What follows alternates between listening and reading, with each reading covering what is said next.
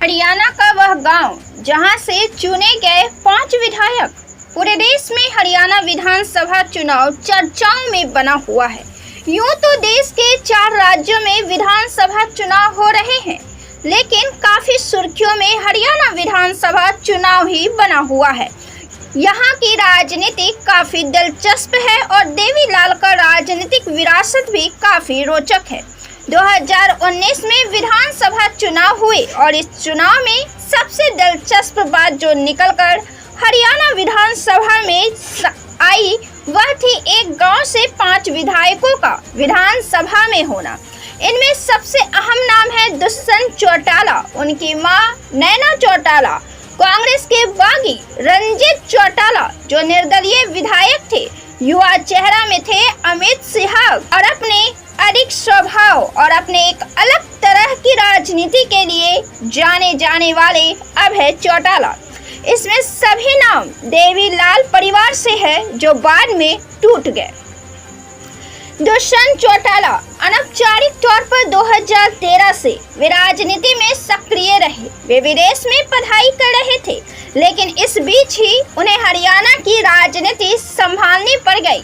जब 2014 में बड़े नेता हार गए थे, तब दुष्यंत चौटाला जीत गए। दुष्यंत तब हिसार सीट से सांसद हो गए। अगले 5 सालों तक वे अपने काम और सोशल मीडिया पर अपने फॉलोइंग के लिए जाने गए। अभय चौटाला ने जब उन्हें और उनके भाई को भी निष्कासित किया, तब वे 2018 में दिसंबर में जेजेपी पार्टी बनाई और 2019 का विधानसभा चुनाव लड़ी। इसमें उन्होंने 10 सीटें जीती। दुष्यंत खुद पूर्व केंद्रीय मंत्री चौधरी वीरेंद्र सिंह की पत्नी प्रेमलता को हराया था। नैना चौटाला वे अजय सिंह की पत्नी हैं और दुष्यंत की मां हैं। वे पहली बार 2014 में राजनीति में उतरी जब उनके पति को 2013 में जेल हो गई थी। चौटाला परिवार में राजनीति में आने वाली वे पहली महिला थी। इससे पहले वे एक गृहिणी थी और उनका दायरा घर तक ही सीमित था। वे पहली बार दबवाली सीट से विधायक चुनी गई थी।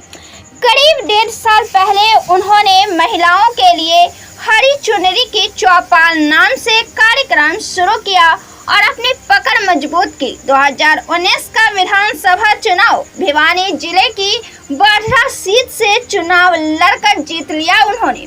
तीसरा नाम अभय चौटाला का है, जिनका राजनीति सफर 2000 में शुरू हुआ था, जब वे पहली दफा सिरसा जिले के रोड़ी हलके से विधायक चुने गए थे।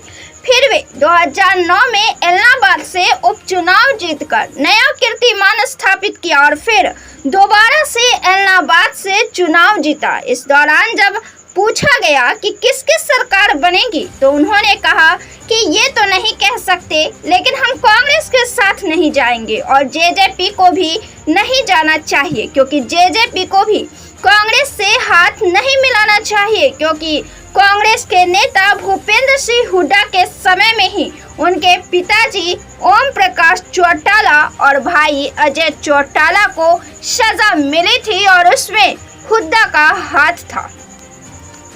रंजीत सिंह ये देवीलाल के ही बेटे थे, जिन्हें 1989 तक हरियाणा में वो रुतबा हासिल था जो उनके बड़े बेटे ओम प्रकाश चौटाला को हासिल हुआ।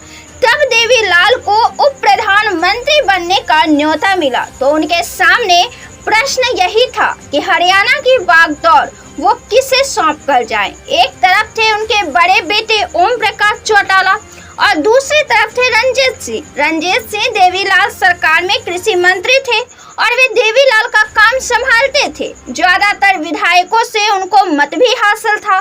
दूसरी तरफ थे चौटाला, जो कि अपनी मेहनत और कार्यकर्ताओं पर पकड़ के लिए जाने जाते थे। देवीलाल ने जब ओम प्रकाश चौटाला को चुना तो रंजीत सिंह बागी हो गए और दल से अलग होकर कांग्रेस में चले गए। रंजीत सिंह 2 बार रानिया विधानसभा से हार चुके थे और रंजीत को इस बार कांग्रेस ने टिकट नहीं दिया। उन्होंने निर्दलीय चुनाव लड़कर जीत हासिल की। उन्हें एक बार राज्यसभा भी भेजा जा चुका था। अमित सिहाग का नाम उनके पिता से अधिक जाना गया। उनके पिता डॉक्टर केवी सिंह के कारण वे पहले डबवाली सीट से चुनाव लड़ते रहे थे। वे कांग्रेस सरकार में मुख्यमंत्री के ओएसडी भी रह चुके थे। डॉक्टर केवी सिंह के पिता का नाम गणपत राम था। वो साहब राम के बेटे थे जो देवीलाल के भाई थे। अमित सिहाग यूथ कांग्रेस के अध्यक्ष भी रह चुके हैं और इस बार उनका मुकाबला देवीलाल परिवार के ही आदित्य चौटाला से था। आदित्य देवीलाल के सबसे छोटे पुत्र जगदीश के पुत्र हैं। वो बीजेपी के टिकट पर चुनाव लड़े थे और अमित सिहाग से चुनाव हार गए थे। तो आपको ये वीडियो कैसा लगा हमें कमेंट कर जरूर बताएं। वीडियो को लाइक करें, शेयर करें और चैनल को सब्सक्राइब जरूर से करें। बहुत बहुत धन्यवाद।